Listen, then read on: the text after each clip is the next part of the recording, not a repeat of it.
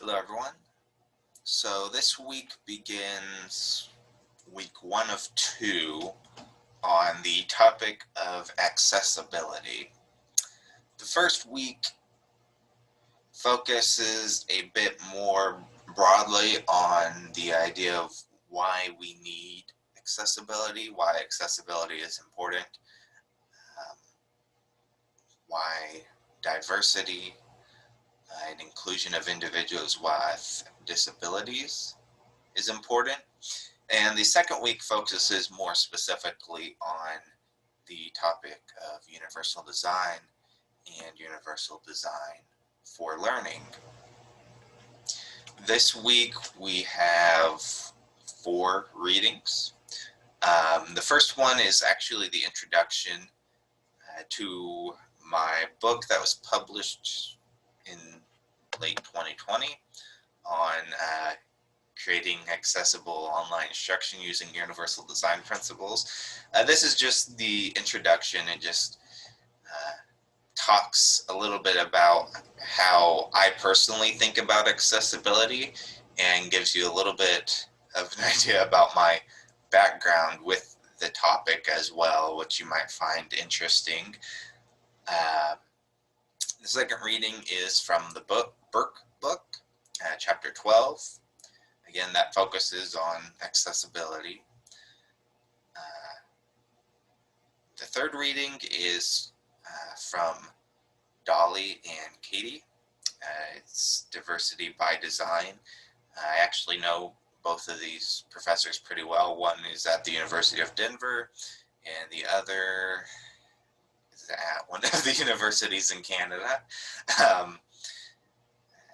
I've had the fortune to present with them at several conferences on the topic of diversity. The article focuses pretty broadly on the concept of diversity, but discusses really the need for designing library and information environments with the concept of diversity embedded in that design, rather than having diversity as kind of an afterthought to what we're doing in libraries. And the fourth article is by Day and Fleischman. Again, these are some people I'm fairly familiar with, and this is a fairly recent article, actually a proceedings paper, that just talks about serving the needs of students with disabilities in academic libraries and kind of the role of academic librarians in increasing diversity. I liked it because it was a fairly recent article, and I think again it drives home the point of why a lot of these accessibility approaches are necessary in the design of library and library interfaces, library technologies. Your discussion board for this week uses the WAVE tool and asks you to evaluate a website and then discuss what you discovered while analyzing that website.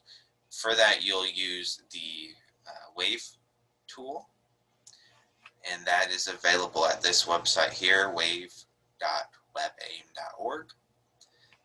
And there's a lot of content here if you're interested in the tool. Basically what it does is you enter a web address here, and it will take you to a modified version of that website where it shows you the number of errors or mistakes or alerts on that web page that could impact the accessibility of that web page. You can see it outlines each of those elements that could be problematic. You can click on that and it'll tell you specifically what element you're clicking on and what potential problems arise from that. Emporia State actually does a fairly good job. They're kind of a leader, I guess, among universities at providing accessibility.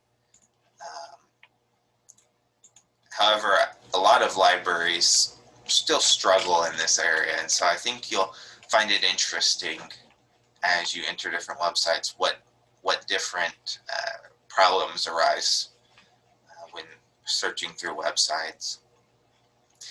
You can pick whatever website you want. It doesn't even necessarily have to be related to libraries. Just whatever's of interest to you. And again, you can see the summary here. You can see details here. The assignment will ask you to talk about different elements of the website, how problematic you think those elements might be, those kinds of things. If you have any questions about the technology, feel free to reach out to me. Again, you can change the web address up here if you want to just scroll to another site. So I think that's pretty straightforward as far as the assignment. But like I said, if you have any questions, feel free to reach out to me. Your post is due Sunday at 11:59 p.m. And then next week we'll dive more specifically into the topic of universal design and universal design for learning. So have a nice week, and we'll see you at the end of this week.